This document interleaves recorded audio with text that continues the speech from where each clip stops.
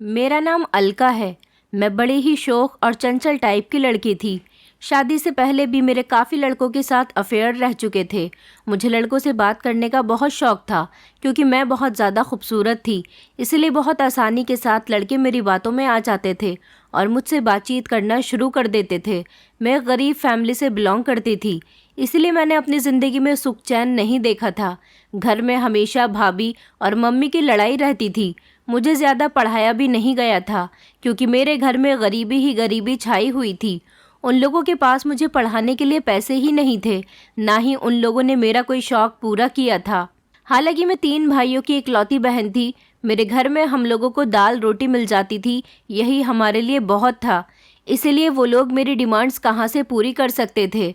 मैं अपनी इस गरीबी भरी ज़िंदगी से तंग आ चुकी थी क्योंकि मेरी जितनी भी फ्रेंड्स थीं वो सभी अच्छी फैमिली से बिलोंग करती थीं।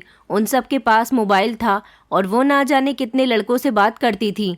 मेरी फैमिली गरीब होने के साथ साथ शरीफ होने का दावा भी किया करती थी, इसलिए मुझे आगे पढ़ने नहीं दिया गया था और मुझे मोबाइल भी नहीं दिया जा रहा था, जबकि मैंने मोबाइल की डिमांड कर दी थी। आज के ज़माने में मोबाइल सस्ता नहीं आता, लेकिन फिर भी हराम से आम इंसान के पास मोबाइल मौजूद है और इन्हीं लोगों को देख देख कर मेरे दिल में भी मोबाइल ख़रीदने की इच्छा जाग उठती थी। जब हम सारी फ्रेंड्स एक साथ इकट्ठा होते थे तो सबके पास मोबाइल होता था सिवाय मेरे। वो सब मेरी मजाक उड़ाया करती थीं। मैंने अपने घर में मोबाइल की डिमांड की थी, जो उन्होंने मुझे साफ इनकार कर दिया था। उनका कहना था कि कुंवारी लड़कियां अगर मोबाइल इस्तेमाल करती हैं तो वो बिगड़ जाती हैं, मगर मैं तो मोबाइल इस्तेमाल करना चाहती थी क्योंकि बिगड़ना मेरी मजबूरी बन चुका था। मैं अपने माता पिता की तरह शरीफ और गरीबी भरी ज़िंदगी तो नहीं गुजार सकती थी क्योंकि ऐसी ज़िंदगी में सिवाय अपना चैन सुकून ख़राब करने के अलावा कुछ भी नहीं रखा होता है।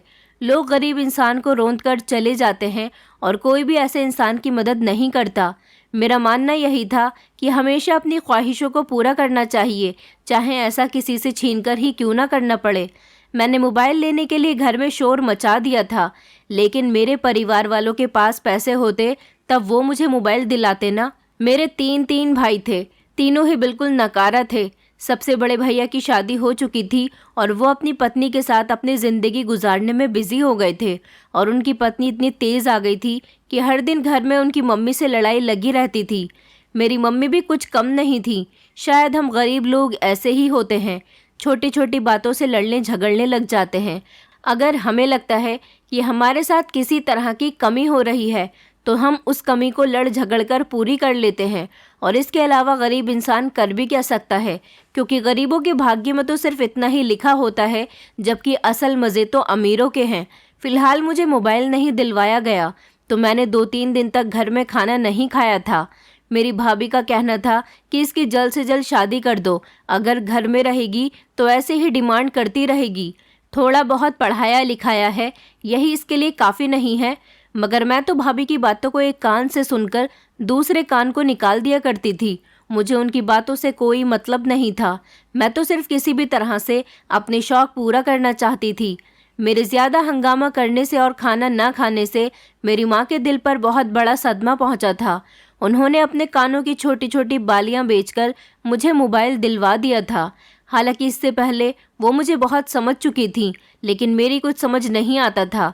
ये मेरी पहली डिमांड थी जो इतनी बड़ी और महंगी थी। इससे पहले मैंने अपने पेरेंट्स से कोई भी डिमांड नहीं की थी। इस घर में सिर्फ मेरे पापा ही कमाई कर रहे थे और उनकी ही कमाई से हमारा घर चल रहा था। दोनों छोटे भाई दोस्तों के साथ आवारागर्दी करते रहते थे, जबकि बड़े भैया थोड़ा बहुत कमा लिया करते थे और वो भी अपनी पत्नी पर लगा देते थे। फ़िलहाल मुझे मोबाइल मिल चुका था और मैं उससे खूब नए नए लड़कों से बातें किया करती थी, क्योंकि मैंने नए नए लड़कों से दोस्ती कर ली थी और उनके साथ फ्लर्ट करना शुरू कर दिया था। मैं उन लोगों से जो भी डिमांड करती थी वो उसे पूरी कर दिया करते थे। इस तरह से मेरे पास काफ़ी सारे पैसे भी रहने लगे थे और मैं उन पैसों से अपने लिए खूब सारी शॉपिंग भी करती थी। घर में कोई पूछता कि ये सारा सामान किधर से आया है तो मैं कह दिया करती थी कि मेरी दोस्त ने मुझे गिफ्ट किया है। मेरे पेरेंट्स बहुत इज़्ज़तदार लोग थे, उन्हें मुझसे ऐसी बिल्कुल भी उम्मीद नहीं थी, मगर मैं किसी भी लड़के के साथ ज़्यादा करीब नहीं हुई थी। बस मेरी उनसे बात फ़ोन तक की ही हद में होती थी और जब मेरा जिस लड़के से दिल भर जाता मैं उसे ब्लॉक कर देती थी, या फिर अपना नंबर चेंज कर दिया करती थी, क्योंकि एक लड़के से मुझे काफ़ी मुनाफा हो रहा था। मेरी खूबसूरती के वो दीवाने हो रहे थे और मेरे कहने के मुताबिक ही चलते थे। मेरे पेरेंट्स ने मेरी शादी की आवाज़ निकाल दी थी। मैं अभी शादी नहीं करना चाहती थी, और वैसे भी इन लोगों के पास मुझे देने के लिए था ही क्या। मैं अपने पापा से कहती थी कि मैं आपकी इकलौती बेटी हूँ, आपके पास मुझे देने के लिए कुछ भी नहीं है, और वैसे भी मुझे तो ढेर सारा दहेज चाहिए। हालांकि मैं आपकी इकलौती बेटी हूँ और इकलौती बेटी के माता पिता उन्हें बहुत सारा दान दहेज देते हैं। मेरे पापा मेरी बात सुनकर खामोश हो जाते थे। उनका कहना था कि कोई पिता ऐसा नहीं होता जो अपनी बेटी को खाली हाथ विदा कर दे। जितना तुम्हारे भाग्य में लिखा होगा उतना तुम्हें मिल जाएगा। मगर मुझे तो अभी शादी नहीं करनी थी, मुझे अभी फ्लर्ट करना था और ज़्यादा पैसे कमाने थे, अपने डिमांड्स को भी पूरी करना था। मैं अब हर हफ्ते अपनी फ्रेंड्स को पार्टी दिया करती थी और उनके साथ घूमने भी जाया करती थी। हालांकि मेरी फैमिली को अभी ये बात पता नहीं थी। मैं उन लोगों से चोरी चुपके या कोई बहाना बनाकर ये सब कुछ कर रही थी, और तो और खूब ढेर सारी शॉपिंग भी किया करती थी। कुछ लड़के तो ऐसे होते थे जो मुझे पैसे नहीं देकर गिफ्ट दे दिया करते थे, वो भी मेरी पसंद के।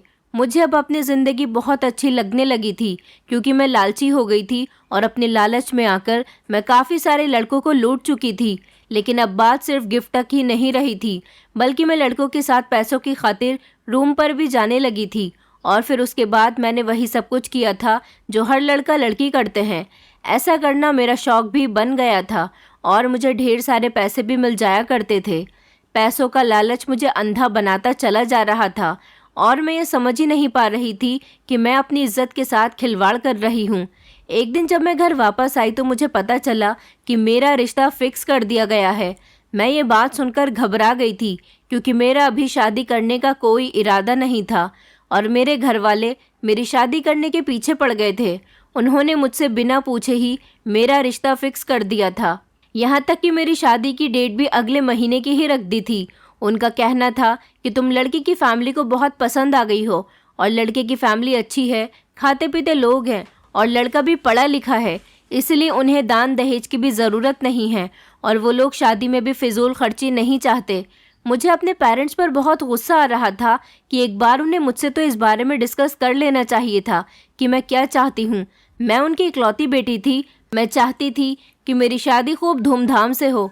आजकल की लड़कियां अपनी शादी को कितना एंजॉय करती हैं, मगर मेरी फैमिली ने अगर मेरा रिश्ता फिक्स कर भी दिया था तो ऐसी जगह किया था जो लोग मेरी रूखी सूखी शादी करवाना चाहते थे।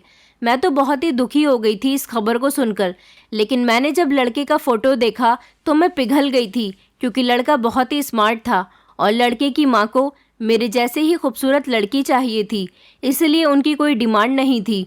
और फिर फाइनली मेरी शादी हो गई थी। लेकिन शादी हो जाने के बाद मेरी ज़िंदगी एक ऐसे मोड़ पर आ गई थी जिसके बारे में मैंने कभी सोचा भी नहीं था। शादी की पहली रात जब मेरा पति कमरे में आया तो हम दोनों के बीच कुछ भी नहीं हुआ था। सारी रात मेरी करवटें बदलते हुए गुजर गई थी और इसी तरह से मेरी ज़िंदगी गुजर रही थी। मेरी ससुराल बहुत अच्छी थी, हालांकि इस घर में किसी चीज़ की कोई परेशानी नहीं थी। यहाँ पर मेरी हर डिमांड भी पूरी हो रही थी, मगर एक ख्वाहिश मेरे अंदर ऐसी थी कि जिसको पूरा करना मेरी बहुत बड़ी कमज़ोरी बन चुकी थी। शादी के बाद मैं हर रात यही सोचती थी कि मेरी भी क्या ज़िंदगी थी। न जाने मैंने अपने पेरेंट्स के कहने में आकर क्या सोचकर ये शादी कर ली थी और मेरे साथ क्या हुआ था। मैं तो हमेशा ये समझती थी कि मेरा पति मुझसे बहुत प्यार करेगा, मेरी सारी ख्वाहिशों को वो पूरा करेगा। मैं अपने सारे अरमान शादी के बाद इस तरीके से अपने पति के साथ पूरे कर सकूंगी।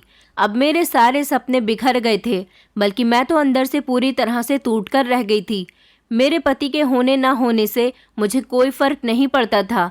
मेरा पति हालांकि बहुत अच्छा इंसान था, उसकी नौकरी भी बहुत अच्छी थी और वो मुझसे बहुत प्यार करता था, मगर वो मुझे वो सुख नहीं दे पा रहा था जिसके लिए मैंने उससे शादी की थी। अपने पति की मौजूदगी में भी मैं बेचैन रहती थी, क्योंकि वो मेरी डिमांड पूरी करने के काबिल ही नहीं था। तभी तो मैंने फिर मजबूरी में आकर अपने ही पड़ोसी के साथ अफेयर चला लिया था।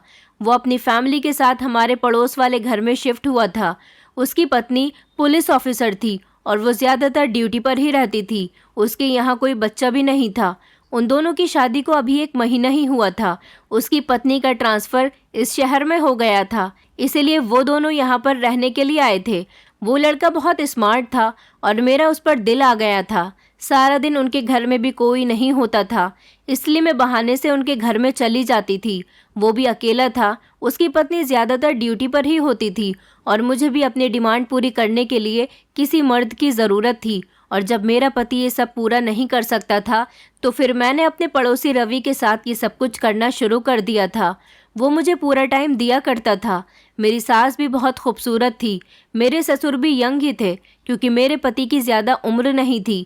मेरा पति पूरा दिन ऑफिस में रहता था और मेरे ससुर घर में रहकर मेरी सास की हेल्प किया करते थे और मेरी सास का हमेशा ख्याल रखते थे। इसलिए वो दोनों एक दूसरे के साथ बिजी रहते थे। उन दोनों का ध्यान मुझ पर ज़्यादा जाता ही नहीं था और उनके अलावा मेरी ससुराल में कोई भी नहीं था। मैं रवि के साथ बहुत खुश रहती थी, मगर फिर कुछ दिनों के बाद वो अपनी पत्नी के साथ घर में ताला लगाकर न जाने कहाँ गायब हो गया था। उसका नंबर भी नहीं लग रहा था। उसकी गैर मौजूदगी में तो मैं मायूस सी हो गई थी। मैं तो मछली की तरह तड़प रही थी और बात बात पर अपने पति को ताने दिया करती थी। मेरा पति मुझसे नज़रें चुराने लगा था।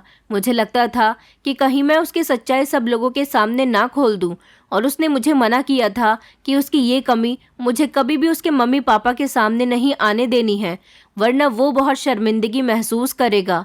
आज भी जब वो अपने ऑफिस जा रहा था तो मैंने उसे बहुत सारे ताने देकर घर से विदा किया था। दोपहर का टाइम हो रहा था। मैं और मेरी सास दोपहर का खाना बनाने में बिजी थे। जब मेरे ससुर के पास अचानक से किसी की कॉल आई तो मेरे ससुर उल्टे पैरों ही घर से भाग गए थे। हम लोग भी घबरा गए थे कि न जाने क्या बात हो गई। लेकिन जब 1 घंटे बाद मेरे ससुर घर वापस आए तो गली में शोर की आवाज़ें आने लगी थीं। मैंने जैसे ही दरवाज़ा खोला तो हमारे घर के आगे एम्बुलेंस रुकी थी और एम्बुलेंस से किसी मरीज़ को निकाला जा रहा था। साथ ही साथ मेरे ससुर भी थे और तब मुझ पर यह पहाड़ टूटा था कि मेरे पति की एक्सीडेंट में मौत हो चुकी है। अब वो मुझसे हमेशा के लिए बिछड़ गया था। न जाने मुझे उसके मरने का इतना अफसोस क्यों था, या फिर मुझे अपना ठिकाना छिन जाने का अफसोस था, क्योंकि मैं दोबारा अपने मायके नहीं जाना चाहती थी। मैं दोबारा उस गरीबी भरी ज़िंदगी में कदम नहीं रखना चाहती थी जहाँ पर मेरी बचपन से लेकर अब तक कोई भी ख्वाहिश पूरी नहीं हुई थी और इस घर में मुझे हर फैसिलिटी मौजूद थी। मेरे दिल में अजीब सी बेचैनी हो रही थी। मुझे तो उसके होने या ना होने से कोई फ़र्क ही नहीं पड़ता था, लेकिन मुझे ये डर ज़रूर सता रहा था कि अब मैं क्या करूँगी। मेरा इस घर से नाता टूट गया है। अब तो मेरी सास मुझे घर से बाहर निकाल देंगी। मेरे पति की मौत को 1 महीना हो चुका था, लेकिन मेरा हर दिन यही सोचते हुए गुजरता था कि अब मेरे साथ क्या होने वाला है। मेरी फैमिली वालों ने कहा था कि हम तुम्हें लेने आ रहे हैं, मगर मैंने उन्हें साफ इनकार कर दिया था क्योंकि मैं उनके साथ नहीं जाना चाहती थी। मुझे डर था कि मेरे पति की मौत को कुछ दिन और गुजर गए तो मेरी सास खुद ही मुझे मेरे मायके छुड़वा देंगी। आज रात में बहुत ज़्यादा बेचैन हो रही थी। मेरे पति की मौत को 2 महीने पूरे हो चुके थे और मेरा किसी के साथ अपनी ख्वाहिश पूरी करने का भी मन कर रहा था। मैं अपनी फीलिंग्स के हाथों बुरी तरह से घायल हो चुकी थी और सोच रही थी कि अपनी इन फीलिंग्स को किस तरह से पूरा कर सकूं। काफ़ी दिनों से रवि भी मुझे नज़र नहीं आ रहा था। न जाने वो कहाँ चला गया था। एक दिन मैंने अपने सास ससुर को एक दूसरे के बहुत करीब आते हुए देख लिया था। तभी से मुझसे अपनी फीलिंग्स कंट्रोल नहीं की जा रही थी। मुझे अपने ससुर अच्छे लगने लगे थे, इसलिए मेरा पूरा ध्यान मेरे ससुर की तरफ चला गया था। मैं कितने समय से खुद के साथ जंग करती रही कि ये सब करना ठीक नहीं है। वो मेरे ससुर हैं। अगर मेरी सास को ये सब कुछ पता चल गया तो वो कल के बजाय मुझे आज ही घर से बाहर निकाल देंगी। मगर इस समय तो मुझ पर फीलिंग्स हावी हो रही थी। मुझे खुद को कंट्रोल नहीं किया जा रहा था। 2 दिन बाद मेरी सास ने कहा कि बहू, मैं अपने गांव जा रही हूँ जहाँ पर मेरा मायका है। वहाँ किसी की मौत हो गई है और वहाँ मेरा जाना बहुत ज़रूरी है, इसीलिए तुम घर का ध्यान रखना, लेकिन तुम अकेली न रहो, इसलिए तुम्हारे ससुर जी मुझे छोड़कर आ जाएंगे। वहाँ पर मुझे 1 हफ्ता लग जाएगा क्योंकि मैं काफ़ी समय के बाद अपने मायके जा रही हूँ, इसलिए अपने सारे रिश्तेदारों के घर भी जाऊँगी। तुम्हें किसी चीज़ की परेशानी हो तो तुम अपने ससुर जी से मंगवा लेना। मेरी सास कहने लगी कि मेरा जाने का मन तो नहीं कर रहा तुम्हें अकेले छोड़कर, मगर मेरी मजबूरी है। मैंने दिमाग लगाया तो सोचा कि इससे अच्छा मौका मेरे पास कभी नहीं हो सकता। मैंने अपनी सास से कहा कि नहीं नहीं मम्मी जी, मुझे किसी चीज़ की परेशानी नहीं होगी। आप बेफिक्र होकर आराम से अपने मायके रहकर आओ। आप 1 हफ्ते क्या बल्कि 1 महीने के लिए वहाँ पर जाओ, क्योंकि आप इतने समय के बाद अपने मायके जा रही हो। और वैसे भी जब औरत अपने मायके जाए तो उसे अपना मन भरकर ही वहाँ से वापस आना चाहिए। मेरी सास बहुत अच्छी औरत थी। मेरी ये बात सुनकर वो बहुत इम्प्रेस हो गई थी और उनको मेरे ससुर गांव में छोड़ने के लिए चले गए थे। उसके बाद मेरे ससुर रात के समय घर वापस आए थे। मेरे ससुर खाना खाकर ही आए थे, इसलिए वो फौरन अपने कमरे में चले गए। मैं उन्हें देख रही थी कि वो एक जवान बेटे के पिता थे, फिर भी वो उसके बड़े भाई लग रहे थे। ऐसा ही कुछ हाल मेरी सास का भी था। उन दोनों की शादी कम उम्र में हो गई थी, इसी वजह से उन दोनों की ज़्यादा उम्र नहीं लगती थी। मेरी सास भी बहुत खूबसूरत औरत थी और कुछ उन्होंने खुद को यंग बनाकर रखा हुआ था। मेरी समझ नहीं आ रहा था कि मैं अपने ससुर पर कैसे डोरे डालूं। फिर मुझे आइडिया आया और मैं चाय बनाने के लिए किचन में चली गई थी। चाय की ट्रे लेकर मैं अपने ससुर के कमरे में चली गई और उनसे कहने लगी कि आप थक गए होंगे, इसलिए मैं आपके लिए चाय लेकर आई हूँ। लेकिन इससे पहले मैंने बैकलेस साड़ी पहन ली थी ताकि मैं उन्हें इम्प्रेस कर सकूँ। मैंने चाय का कप हाथ में लेकर उन्हें दिया। उन्होंने जैसे ही चाय के कप को टच किया तो उनका हाथ मेरे हाथ से भी टच हो गया था। मेरे अंदर तो जैसे करंट ही लग गया था। मुझे वो बड़ी हैरानी से देखने लगे थे। तभी मैं उन्हें मौका दिए बिना ही उनके साथ लिपट गई थी। मेरे लिपटते ही उन्हें भी कोई एतराज़ नहीं हुआ था और वो भी मुझसे खुश हो गए थे, क्योंकि मेरी खूबसूरती में भी कोई कमी नहीं थी और उनकी पत्नी भी इस समय घर पर मौजूद नहीं थी। इसलिए मेरे साथ साथ उनके पास भी मौका बहुत अच्छा था। और फिर हम दोनों के बीच वो खेल शुरू हो चुका था जो एक मर्द और एक औरत के बीच खेला जाता है। अब मेरी सास के पीछे हम लोग अकेले कमरे में खूब मिलने लगे थे। मुझे इस सब में बहुत मज़ा आ रहा था और मैं अपने पति को तो पूरी तरह से भूल चुकी थी। इसी तरह से 1 हफ्ता गुजर गया था और मेरी सास के आने का वक्त हो गया था। मेरे ससुर का भी कहना था कि वो इस बारे में अपनी पत्नी को कुछ नहीं बताएंगे। अगर मेरी सास को धोखे से भी इस बारे में पता चल जाता तो मेरे लिए बहुत बड़ी मुसीबत आ जाती। लेकिन कुछ दिनों बाद ही रवि भी वापस आ गया था। उसने कहा था कि उसकी पत्नी एक बड़े केस को सॉल्व करने के लिए दूसरे शहर गई हुई है और वो किसी काम के सिलसिले में मुझे बिना बताए बाहर चला गया था। अब जब मेरी सास घर में आ गई थी तो मैं रवि के साथ टाइम स्पेंड कर रही थी। मैं बहाना लेकर उसके घर चली जाया करती थी और फिर हम दोनों अकेले घर में एक दूसरे के साथ इस पाप को अंजाम दिया करते थे। मेरे ससुर भी मौके की तलाश में रहते थे, मगर घर में सास के होने की वजह से वो कुछ नहीं कर पा रहे थे। रवि के आ जाने के बाद मैं उनसे दूर दूर रहने लगी थी, क्योंकि अब मुझे उनकी ज़रूरत नहीं थी। ज़िंदगी इसी तरह से गुजर रही थी। मैं अपनी इस ज़िंदगी में बहुत खुश थी, क्योंकि जैसा मैं चाहती थी वैसा सब कुछ मुझे मिल रहा था। ससुराल में हर तरह का आराम था, हर चीज़ आसानी से मिल जाया करती थी, क्योंकि मेरे ससुर भी कोई ना कोई काम करते रहते थे। और फिर इस घर में हम सिर्फ 3 लोग ही तो रहते थे। हम तीनों लोगों का कोई ज़्यादा खर्च भी नहीं था और जिस चीज़ की ख्वाहिश मुझे सबसे ज़्यादा थी उसको रवि पूरी कर रहा था। मेरे पति की मौत को भी काफ़ी समय हो गया था, मगर मेरी सास ने मुझे घर से जाने का नहीं कहा था। इससे पहले वो मुझे घर से निकल जाने के लिए कहती, अचानक मेरी तबीयत बिगड़ने लगी थी। मैं चक्कर खाकर गिर गई थी। मेरा दिल ख़राब होने लगा था। मेरी हालत देखकर मेरी सास चौंक गई थी और जब वो मुझे डॉक्टर के पास लेकर गई तो ये बात सुनकर मेरे पैरों तले से ज़मीन निकल गई थी कि मैं प्रेग्नेंट हूँ। उस समय तो मेरी सास बिल्कुल खामोश हो गई थी। उन्होंने मुझसे किसी तरह की कोई बात नहीं की थी। मुझे सारे रास्ते घबराहट हो रही थी कि अब न जाने मेरी सास का क्या रिएक्शन होगा और वो मुझे इस घर से निकाल देंगी। लेकिन घर आने के बाद उन्होंने मुझ पर बहुत गुस्सा किया था और मुझे सख्ती से सवाल करने लगी थी कि आखिर ये किसका बच्चा है? तुम हमारी आंखों में धूल झोंक कर किसके साथ मिलती रही हो? किसके साथ ये सब कुछ करती रही हो?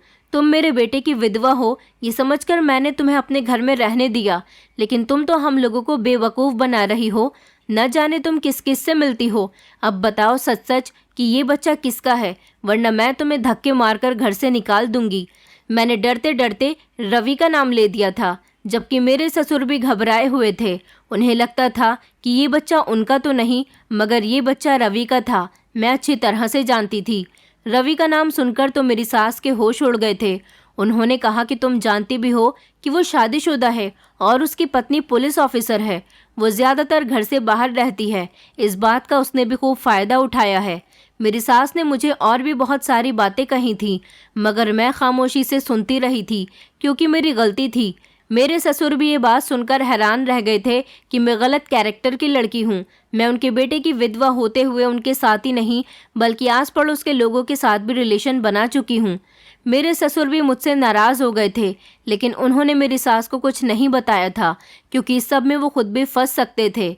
मेरी सास ने कहा था कि तुम अपने मायके चली जाओ, तुम्हारे मायके वाले ही अब तुम्हें बर्दाश्त करेंगे, मैं इसमें कुछ नहीं कर सकती। मैं अपनी सास के पैरों में गिर गई थी और उनसे कहने लगी थी कि प्लीज़ मुझे माफ़ कर दो, अब जो कुछ हुआ है उसे तो बर्दाश्त करना ही पड़ेगा। मैं ऐसी कंडीशन में अपने मायके नहीं जा सकती, वरना वो लोग मुझे वहाँ से भी निकाल देंगे। तो फिर मैं कहाँ जाऊँगी, क्योंकि मेरे परिवार वाले बहुत इज़्ज़तदार लोग हैं। मेरी सास ने कहा कि तुम्हारे परिवार वाले अगर इज़्ज़तदार लोग हैं तो तुम्हें उनकी इज़्ज़त की फ़िक्र करनी चाहिए थी। वो मुझसे बहुत नाराज़ थी और अपना गुस्सा जहर की तरह उगल रही थी। मैंने उन्हें उनके बेटे का वास्ता देकर समझाने की कोशिश की थी तो उन्होंने मुझे छोड़ दिया था और मुझे अपने घर में रहने की परमिशन दे दी थी, मगर मेरे ससुर का मूड बहुत ख़राब हो रहा था। वो तो मेरी तरफ देख भी नहीं रहे थे, लेकिन उनका देखना ना देखना मेरे लिए अब कोई मायने नहीं रखता था। मेरी सास ने रवि को हमारे घर बुलाया था और उसको जब ये सब कुछ बताया तो वो हर बात से इनकार कर चुका था। उसने कहा था कि आपकी बहू झूठ बोल रही है, हम दोनों के बीच ऐसा कुछ भी नहीं हुआ। मैं रवि के इस झूठ पर सख्त हैरान रह गई थी। मुझे उस पर बहुत गुस्सा आ रहा था। मेरी सास समझ गई थी कि वो उनसे झूठ बोल रहा है। उन्होंने कहा कि ये बच्चा तुम्हारा ही है और अब तुम्हें इस बच्चे को और अलका को एक्सेप्ट करना ही होगा, वरना इसके अलावा तुम्हारे पास कोई दूसरा रास्ता नहीं है। वो घबरा गया था क्योंकि वो मुझे अपनी पत्नी के होते हुए एक्सेप्ट नहीं कर सकता था।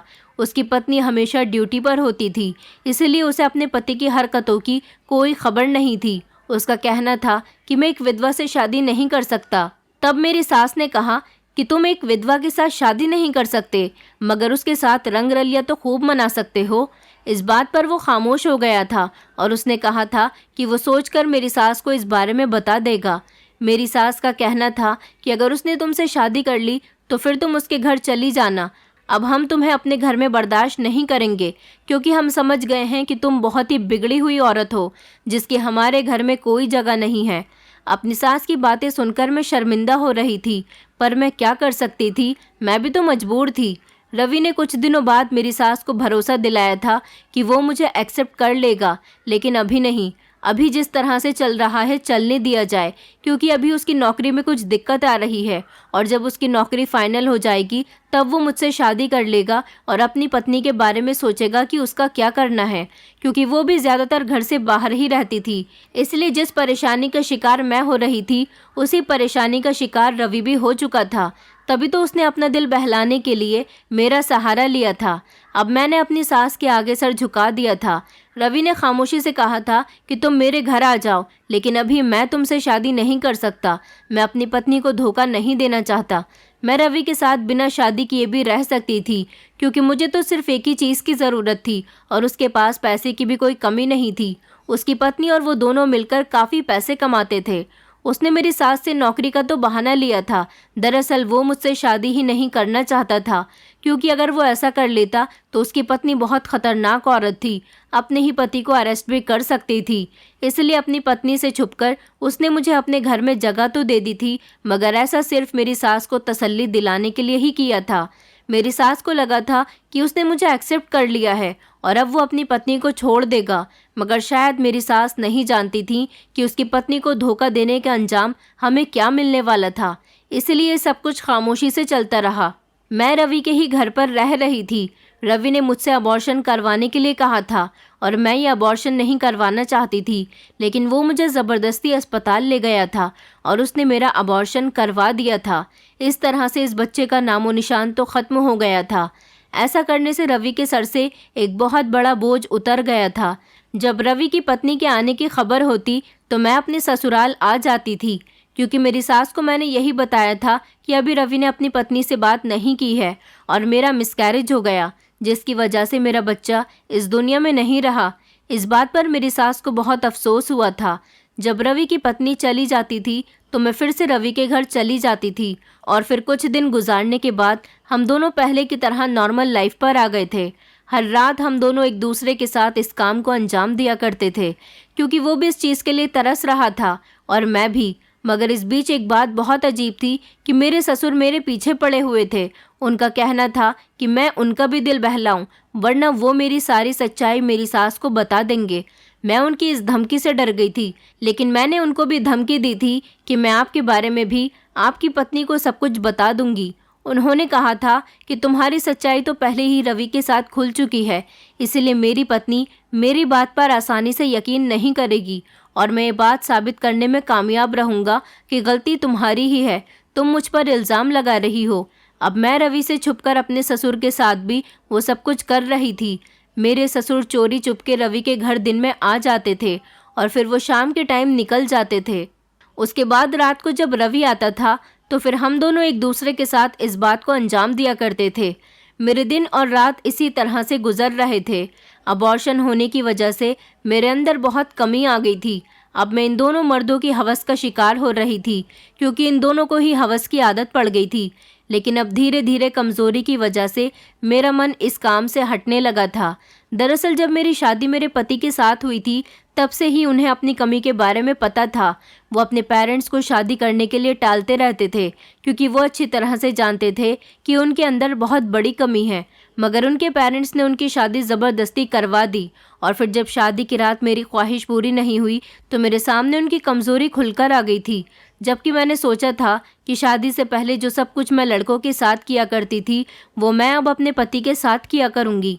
अपने पति की वजह से मैं अंदर ही अंदर घुटती चली जा रही थी। मेरी फीलिंग्स मेरे शरीर में दम तोड़ रही थी। उस दिन मेरे पति जॉब पर गए हुए थे और मेरी सास घर के कामों में बिजी थी। मैं कपड़े धोने के बाद छत पर कपड़े फैलाने के लिए गई थी, तब मेरी नज़र पड़ोस वाली छत पर बैठे हुए रवि पर चली गई थी और तभी से ही हम दोनों की बातचीत शुरू हो गई थी।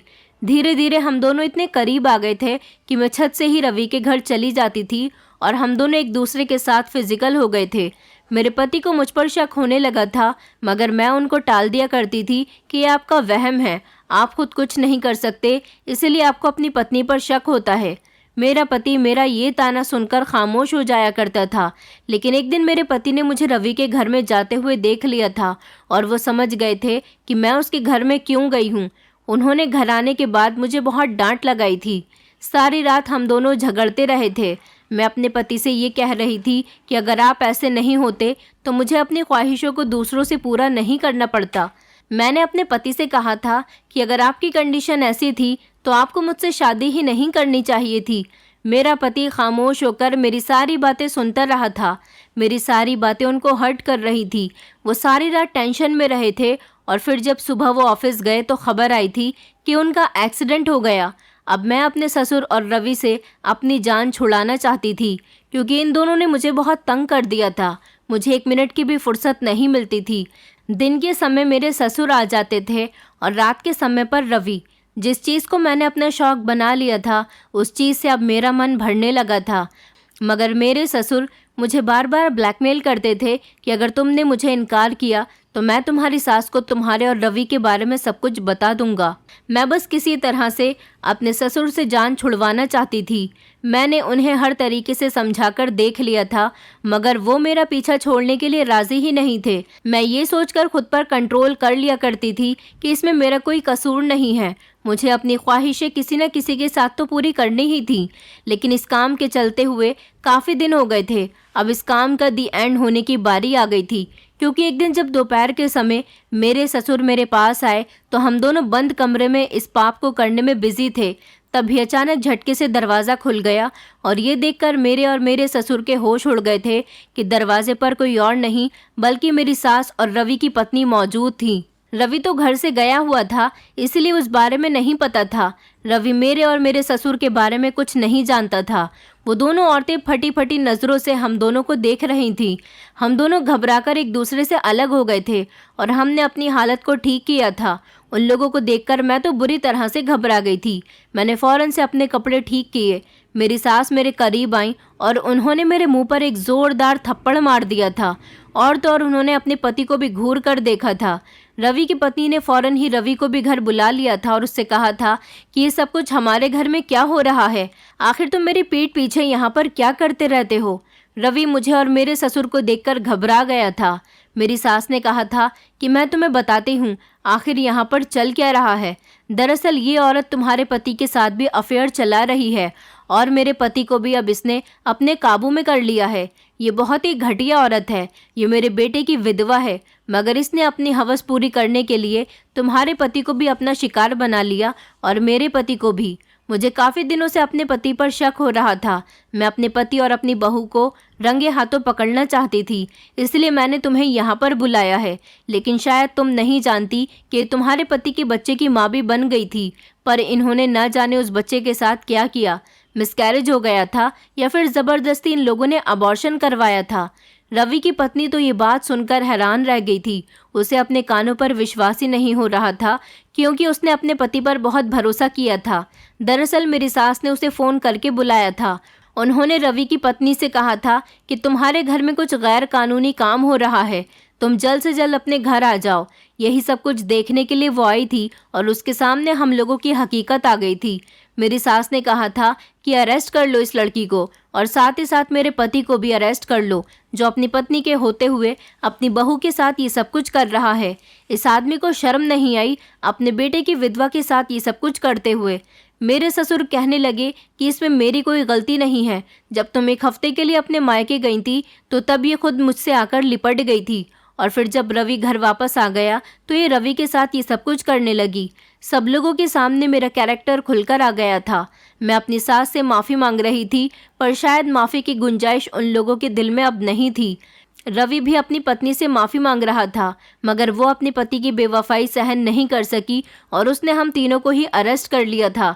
उसने कहा था कि ऐसे इंसान के साथ ज़िंदगी गुजारने का कोई फ़ायदा नहीं जो आपके पीछे दूसरी औरतों का दीवाना हो जाए। मैंने अपनी सास से कहा था कि ये सब करने पर मुझे आपके बेटे ने मजबूर किया था, क्योंकि आपका बेटा एक नामर्द इंसान था, उससे कुछ नहीं हो सका। वो मुझे शादीशुदा होने का सुख नहीं दे पा रहा था। यही वजह थी कि मैंने ये कदम उठाया। लेकिन अब जो कुछ भी था, मैंने अपने पति के मरने के बाद काफ़ी कुछ गलत किया था।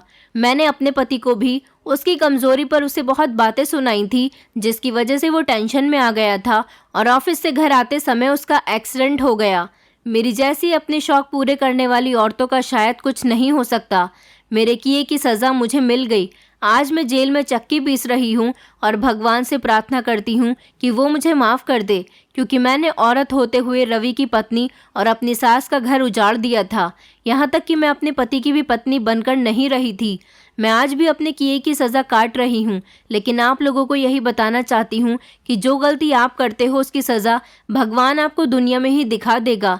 इसलिए कोई भी गलती करने से पहले उसके अंजाम के बारे में सोच लेना, ताकि आप गलती कर ही ना सको और अपनी उस गलती को करने से पहले ही रोक दो। दोस्तों, उम्मीद करती हूँ आपको हमारी कहानी पसंद आई होगी। कहानी पसंद आई है तो वीडियो को लाइक करें, चैनल पर नए हैं तो चैनल को सब्सक्राइब करें और हाँ, नोटिफिकेशन बेल को ज़रूर दबाएं ताकि अगली अपडेट सबसे पहले आपको मिले।